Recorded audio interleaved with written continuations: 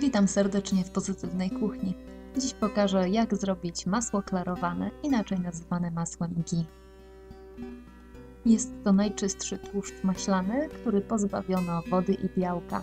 Nie podnosi poziomu cholesterolu we krwi, można go rozgrzewać do bardzo wysokich temperatur. Moja metoda przygotowania klarowanego masła to roztopienie masła na bardzo małym ogniu i następnie zebranie z powierzchni wytopionego czystego tłuszczu. W ten sposób można też rozpuścić masło w kuchence mikrofalowej na niedużej mocy. Alternatywną metodą jest podgrzewanie masła na niewielkim ogniu, tak żeby po wierzchu tworzyła się piana i zbieranie piany łyżką. Jest to jednak dosyć żmudny i długotrwały proces.